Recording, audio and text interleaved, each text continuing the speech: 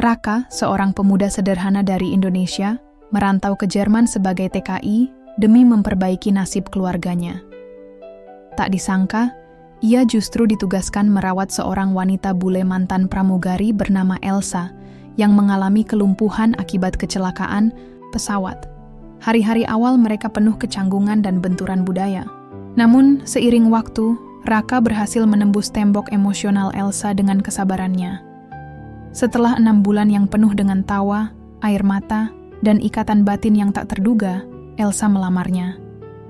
Tapi ada satu syarat yang membuat dunia Raka jungkir, balik. Dia harus menjalani sterilisasi karena Elsa tak ingin punya anak. Raka pun dihadapkan pada pilihan sulit antara cinta dan harapan masa depan. Hari pertama Raka menginjakkan kaki di Jerman. Udara terasa menusuk hingga ke tulang. Musim gugur baru saja mulai, tapi buat anak kampung dari Indonesia seperti dia, suhu 10 derajat saja sudah bikin menggigil. Jaket tipis yang ia bawa dari kampung seolah tidak ada gunanya. Embus angin di Bandara Frankfurt membuatnya merapatkan jaket sambil menyeret koper tua berwarna merah marun yang sudah mulai sobek di ujungnya. "Raka? You Raka, yes?" Tanya seorang wanita paruh baya dengan logat Jerman yang kaku, berdiri sambil memegang kertas bertuliskan namanya. Raka mengangguk cepat. "Yes, I am Raka," jawabnya gugup. Namanya Tante Inge. Ia menjelaskan dengan campuran bahasa Inggris dan Jerman bahwa Raka akan bekerja sebagai live-in caregiver, perawat tinggal, untuk seorang wanita muda yang mengalami kelumpuhan setelah kecelakaan. Raka tidak banyak bertanya. Pikirnya selama digaji dan bisa kirim uang ke rumah, semua bisa dijalani. Rumah tempatnya bekerja ternyata berada di pinggiran kota kecil bernama Bad Homburg. Lingkungannya tenang, jalanannya bersih, dan pohon-pohon maple mulai berubah warna menjadi merah dan oranye. Tapi bukannya merasa damai, Raka justru makin gugup. Ia belum pernah merawat orang lumpuh, apalagi bule.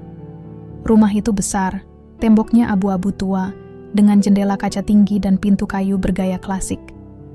Begitu masuk, aroma lavender menyambut hidungnya, wangi tapi agak menusuk. Di ruang tengah, duduk, seorang wanita di kursi roda, menatap layar laptop tanpa menoleh sedikit pun ketika Raka masuk. Itulah Elsa. Rambutnya pirang terang, diikat sembarangan ke belakang. Ia memakai sweater abu-abu longgar dan celana piyama. Wajahnya cantik, tapi dingin. Sangat dingin. Bahkan lebih dingin dari udara luar.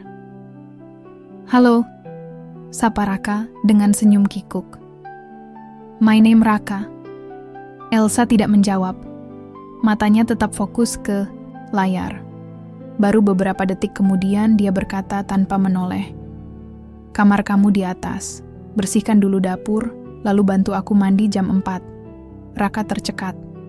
"Oke," ucapnya pelan. Hari-hari pertama terasa seperti neraka. Elsa sangat kaku, tak pernah tersenyum, dan sering menyuruh Raka mengulangi pekerjaan karena dianggap tidak bersih.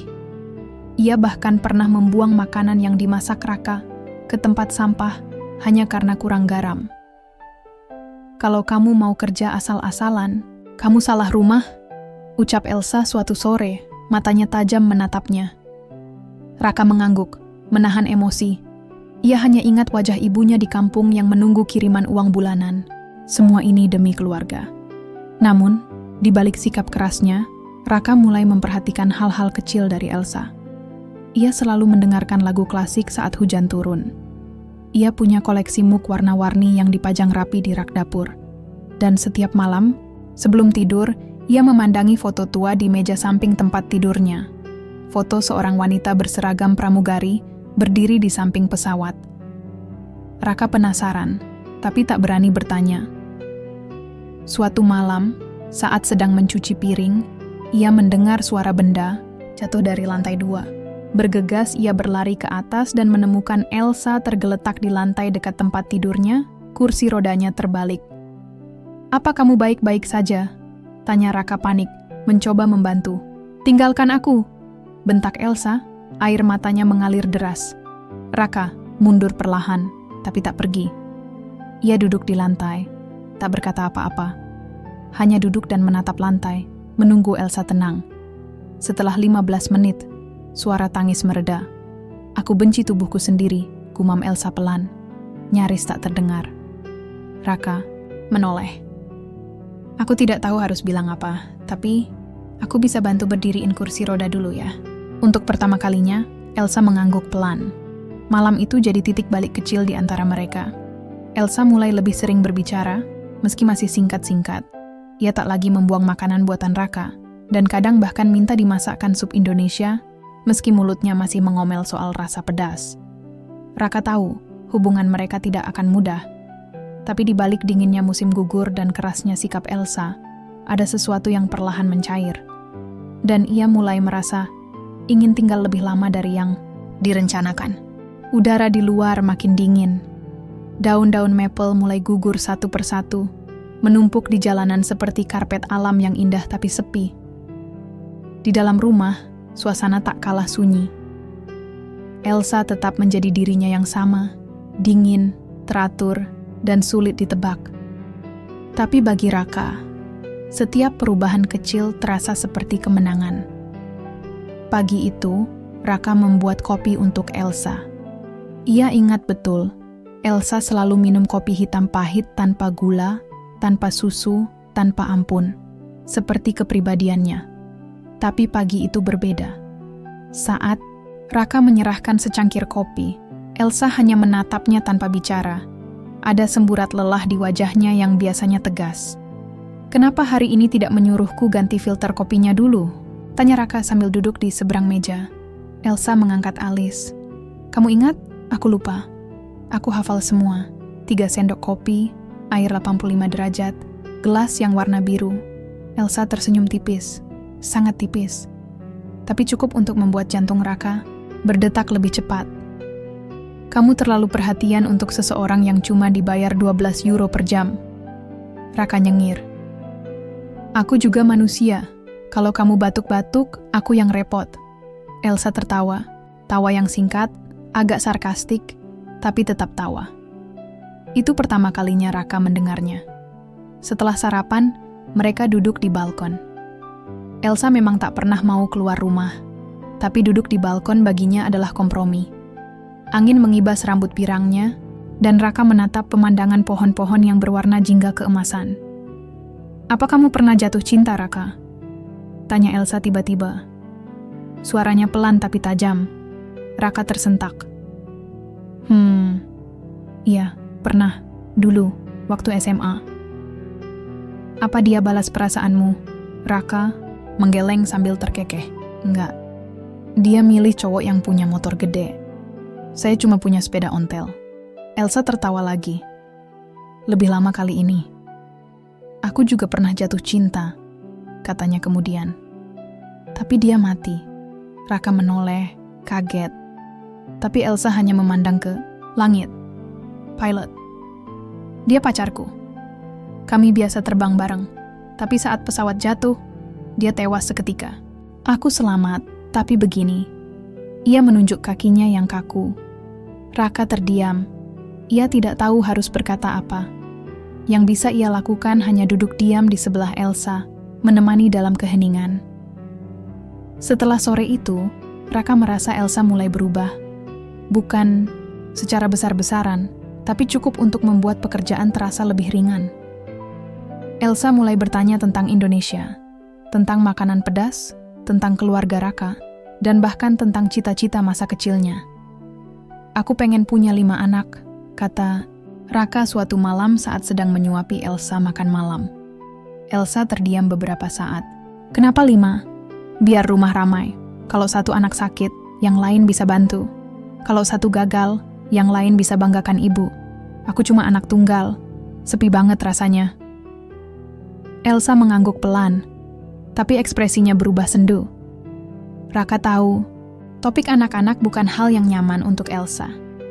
Ia pernah melihat wanita itu menatap lama sepasang anak kecil yang lewat depan rumah saat mereka duduk di balkon. Matanya berkaca-kaca, meski bibirnya tetap diam. Di malam hari, setelah semua pekerjaan selesai, Raka duduk sendirian di dapur. Ia mengaduk teh hangat sambil memandangi langit malam dari jendela kecil. Hatinya berdesir. Ia tak pernah membayangkan akan bisa berbicara sejauh ini dengan wanita asing, apalagi wanita yang awalnya terlihat begitu angkuh. Tapi kini, ia mulai memahami. Elsa bukan angkuh, dia cuma hancur. Dan sedang membangun dirinya kembali, perlahan-lahan. Dan anehnya, Raka ingin jadi bagian dari proses itu. Hari-hari berlalu dengan rutinitas yang mulai terasa akrab. Raka bangun pagi, menyiapkan sarapan, membantu Elsa mandi, membersihkan rumah, lalu duduk di balkon bersama secangkir kopi pahit. Balkon itu menjadi saksi perubahan.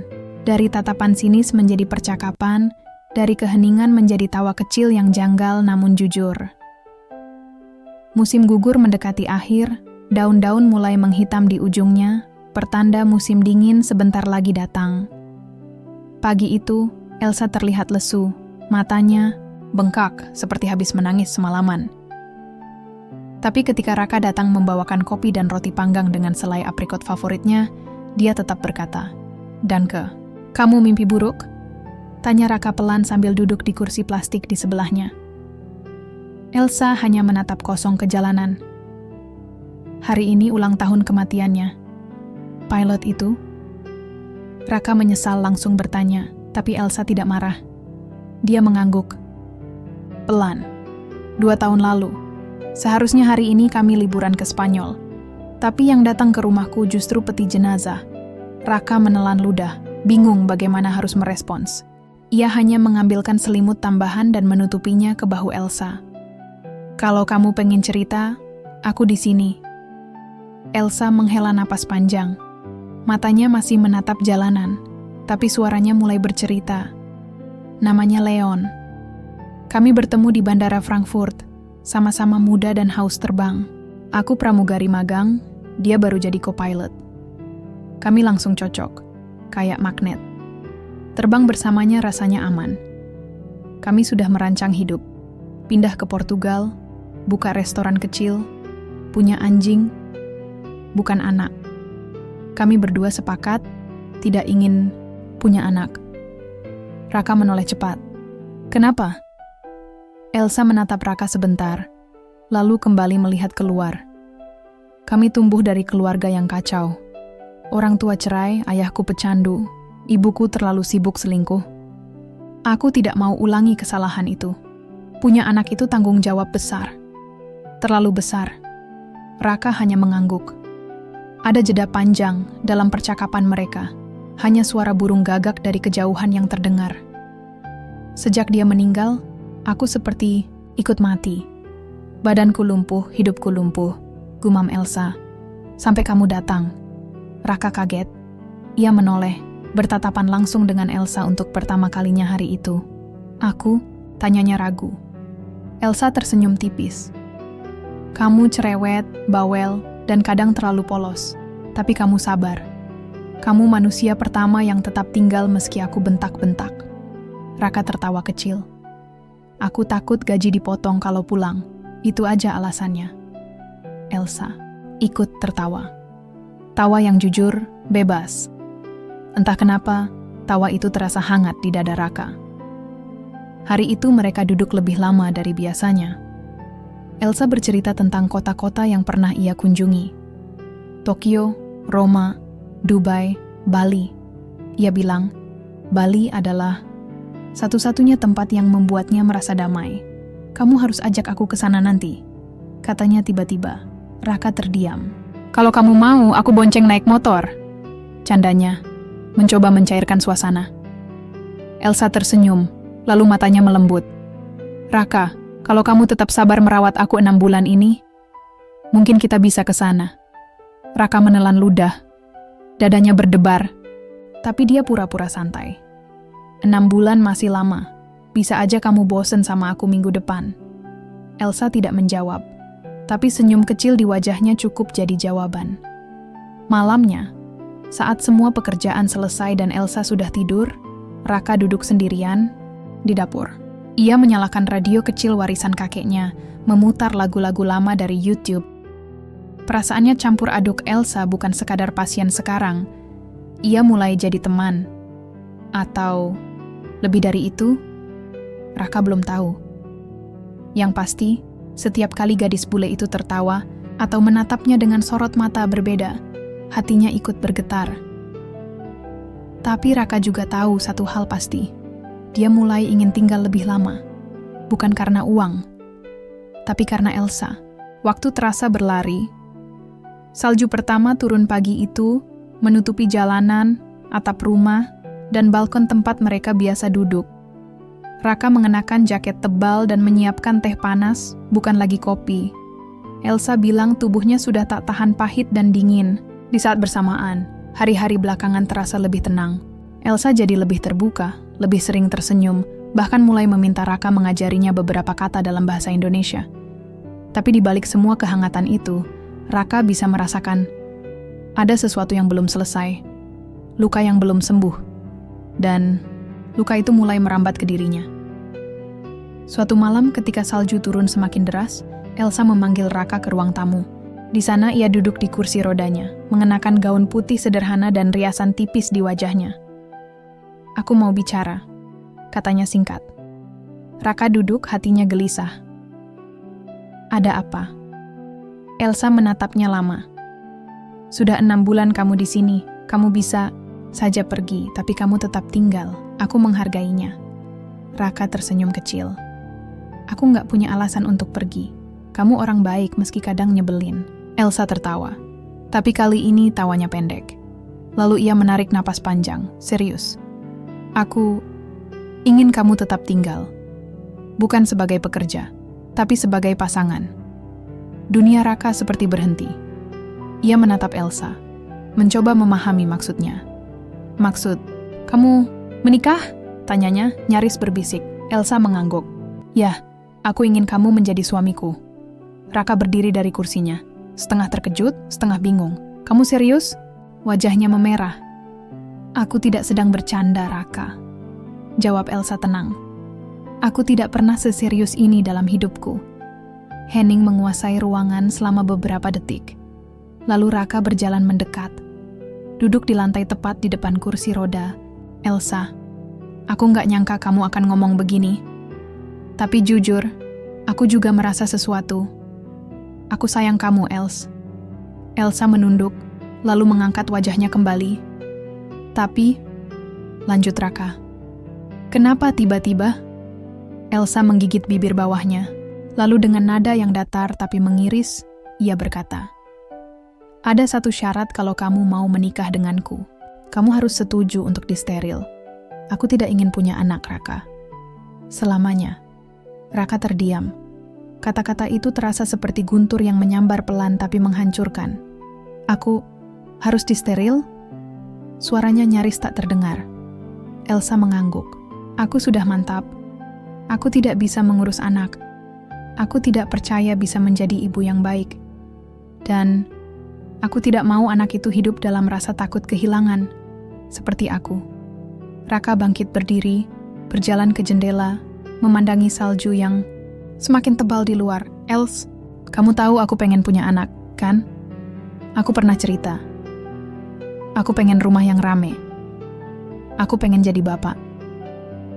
"Aku tahu," jawab Elsa pelan. "Dan itulah kenapa ini berat. Tapi kalau kamu benar-benar sayang aku, tolong pertimbangkan. Karena aku nggak bisa berubah." Raka menutup matanya. Perasaan di dadanya campur aduk.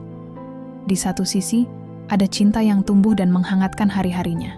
Tapi di sisi lain, ada impian masa kecil yang kini terancam padam. Ia kembali menatap Elsa. "Aku butuh waktu." Elsa mengangguk.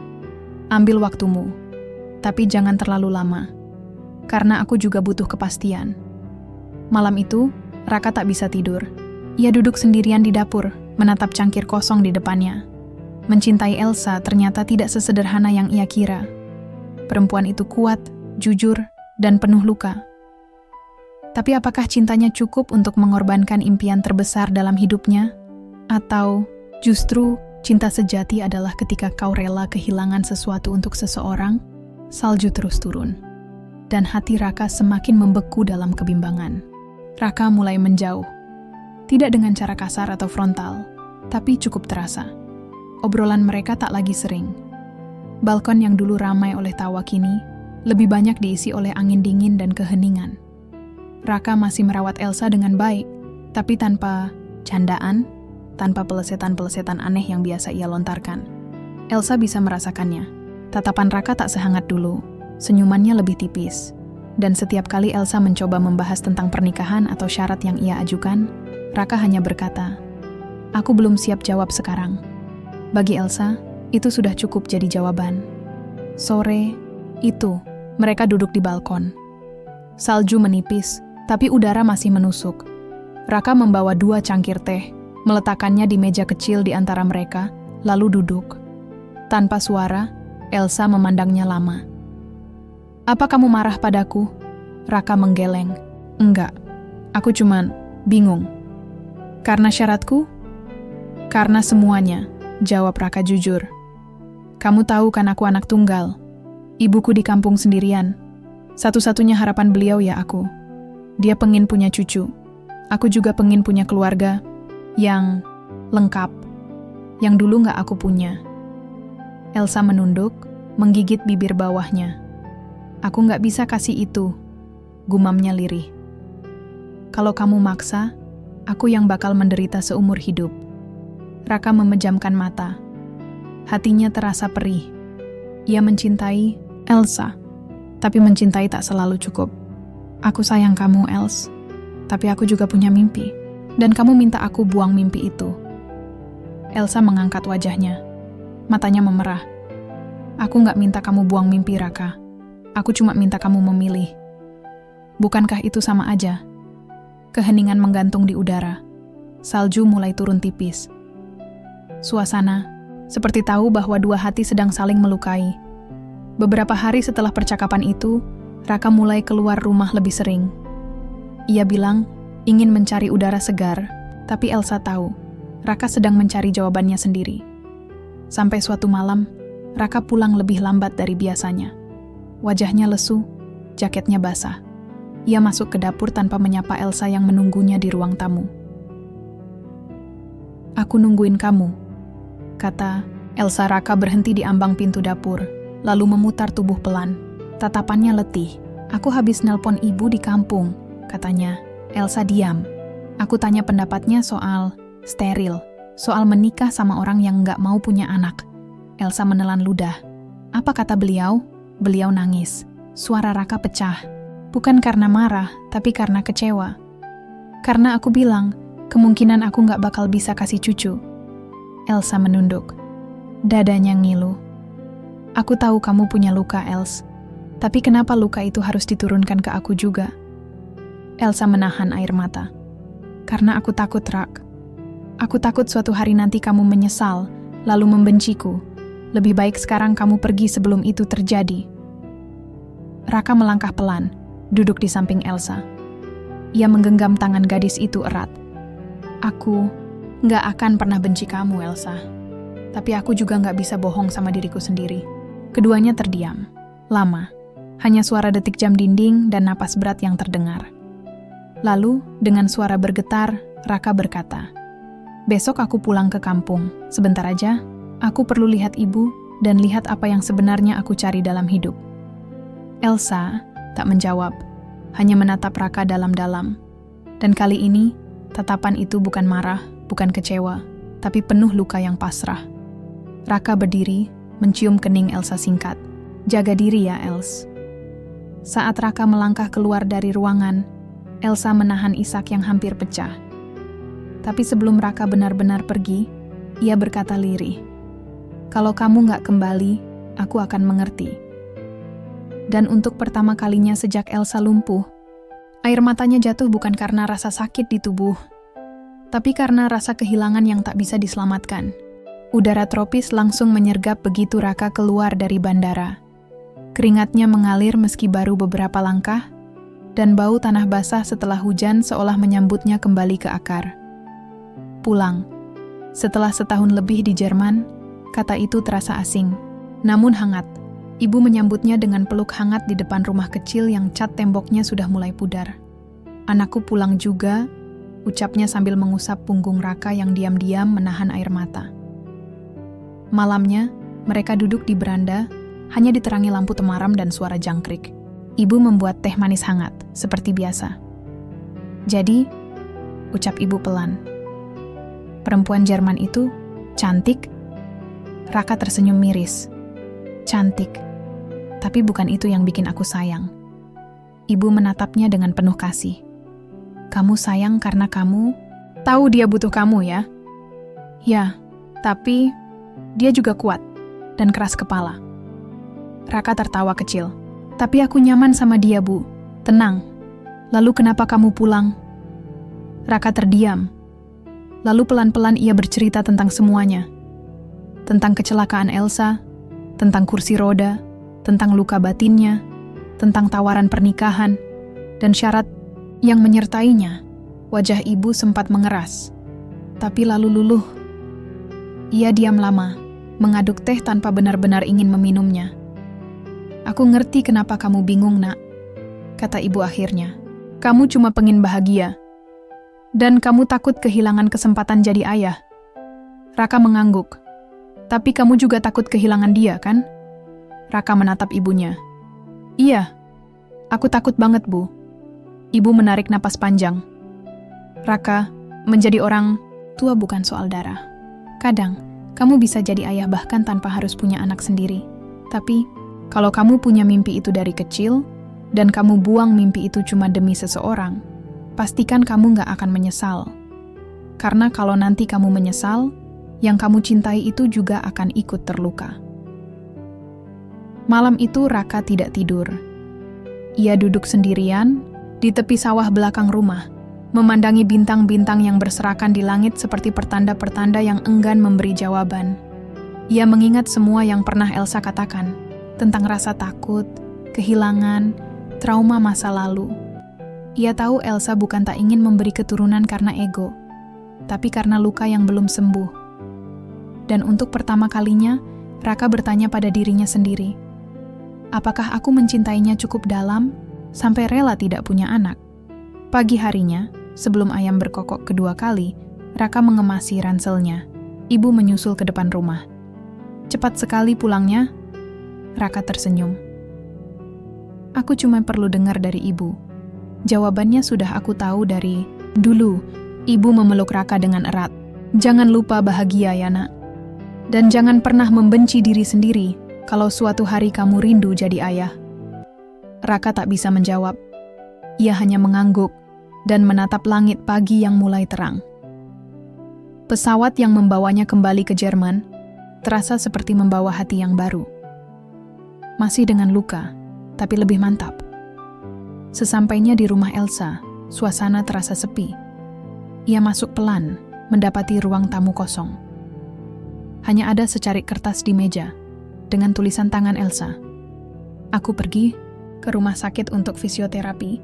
Kalau kamu kembali dan kamu sudah tahu jawabannya, aku akan menunggu di balkon saat matahari terbenam. Raka tersenyum. Ia meraih pena, lalu menuliskan 3 kata. Aku pulang, Els. Dan saat matahari mulai condong ke barat, Elsa duduk di balkon dengan bantal kecil di belakang punggungnya. Ia mengenakan sweater abu-abu dan wajahnya tenang, meski sedikit gelisah. Saat pintu balkon terbuka, Elsa menoleh. Dan begitu ia melihat Raka berdiri di sana, tersenyum dengan mata berkaca-kaca, napasnya tercekat. Aku di sini bukan karena aku rela buang mimpiku, kata Raka sambil duduk di sampingnya. Elsa menunduk. Aku di sini karena kamu adalah mimpiku, yang baru. Elsa tak bisa berkata apa-apa. Air matanya jatuh tanpa bisa ditahan. Raka menggenggam tangannya. Aku gak tahu masa depan kita kayak gimana. Tapi selama kamu mau, aku akan tetap di samping kamu. Dengan atau tanpa anak. Elsa terisak, lalu tertawa kecil di tengah tangisnya. Kamu gila. Gila karena cinta, jawab Raka, berusaha bergaya sok romantis. Dan sekarang, gimana kalau kita nikah diam-diam sebelum kamu berubah pikiran? Elsa tertawa sambil mengangguk. Dengan satu syarat, jangan bilang steril lagi, aku udah siap, sela Raka cepat. Elsa mencubit lengannya. Bukan, syaratnya, Kamu harus terus buat aku ketawa setiap hari. Raka memeluknya. Itu sih gampang. Aku lahir untuk bikin kamu bahagia, Bu Elsa. Dan untuk pertama kalinya dalam hidup Elsa sejak kecelakaan itu, ia merasa ringan. Karena mungkin cinta tidak selalu butuh keturunan, tapi butuh keyakinan. Pernikahan mereka berlangsung sederhana. Sangat sederhana. Tak ada gaun panjang, tak ada bunga-bunga mahal, bahkan tak ada musik atau tamu. Hanya dua manusia yang saling mencintai, dua tangan yang saling menggenggam erat, dan saksi pernikahan dari komunitas Indonesia di Jerman yang bersedia membantu. Raka mengenakan batik biru tua yang dikirimkan ibunya dari kampung, sementara Elsa mengenakan dress putih polos dengan rambut diikat rapi ke belakang. Di wajah mereka ada gugup, tapi lebih banyak bahagia. Aku gak pernah nyangka nikah kayak gini, gumam Raka sambil membenarkan kerah bajunya di depan kaca. Gak ada pelaminan, gak ada nasi kuning, balas Elsa sambil tertawa. Tapi kamu, ya tahu enggak? Tidak apa-apa. Ini pernikahan terbaik dalam hidupku. Mereka berpandangan, lalu tertawa bersama. Untuk pertama kalinya, luka mereka terasa benar-benar mulai sembuh. Namun, kebahagiaan itu tidak berlangsung lama. Seminggu setelah pernikahan, saat mereka duduk menikmati sarapan, pintu rumah diketuk keras. Raka yang membukakan, dan wajahnya langsung berubah saat melihat siapa yang datang. Seorang wanita, tinggi, pirang, dengan tubuh tegap. Matanya tajam dan mulutnya langsung membuka tanpa basa-basi. Kamu Raka? Iya. Maaf, kamu siapa ya? Wanita itu melangkah masuk begitu saja. Elsa yang duduk di kursi roda langsung pucat begitu melihat siapa yang berdiri di hadapannya. Anna? Ucap Elsa pelan. Anna menatapnya tajam. Jadi kamu beneran menikah ya? Elsa tampak gugup. Raka melangkah ke samping istrinya, menggenggam bahunya. Ada apa ini, Els? Elsa menarik napas panjang. Anna, mantan tunanganku. Anna menyilangkan tangan di dada. Kamu bahkan gak bilang kamu masih hidup. Raka mengerutkan kening.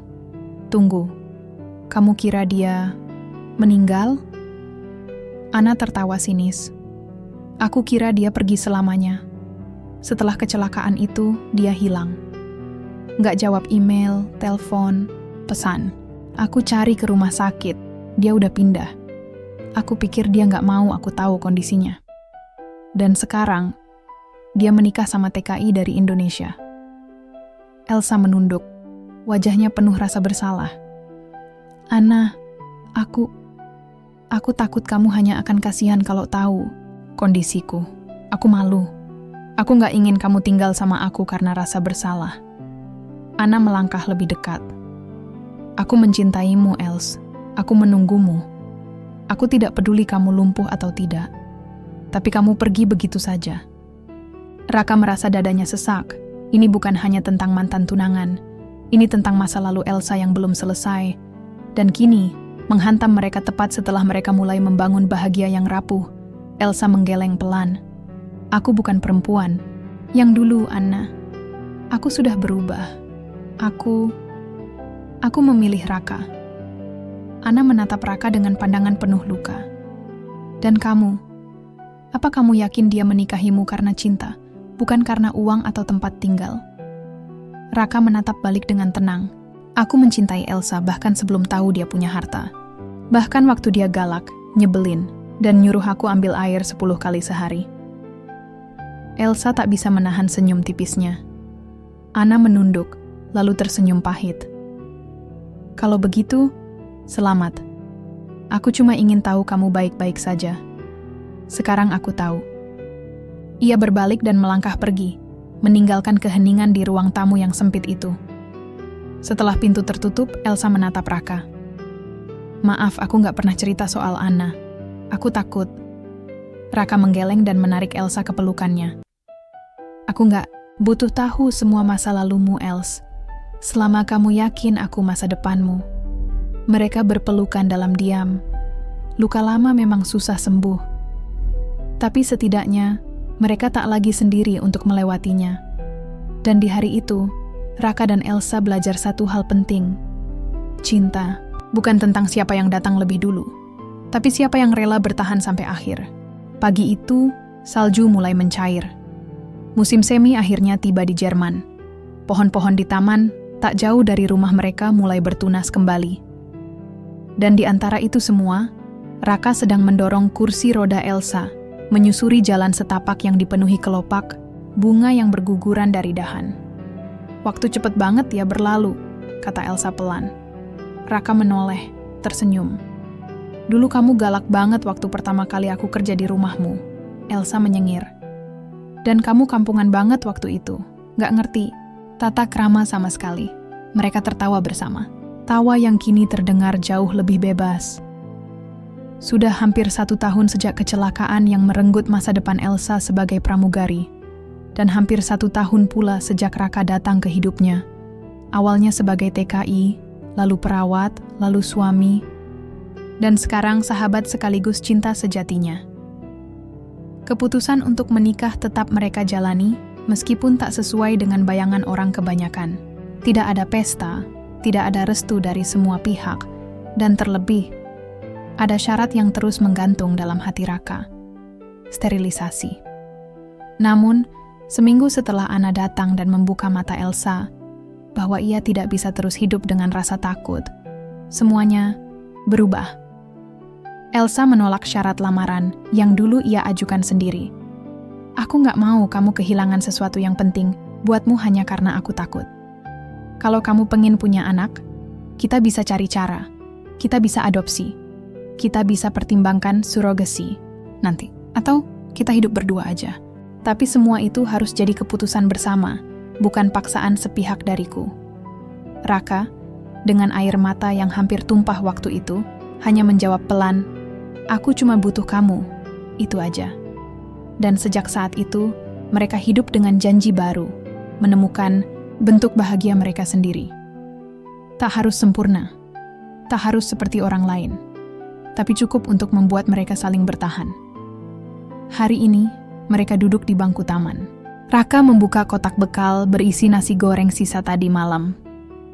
"Kita kaya banget ya sekarang," kata Elsa sambil mengunyah. "Bener. Kayaknya cinta," sahut Raka bangga. Elsa melirik ke arah Raka, matanya menghangat. "Makasih ya, Rak. Karena tetap tinggal meski aku nyaris gak punya apa-apa."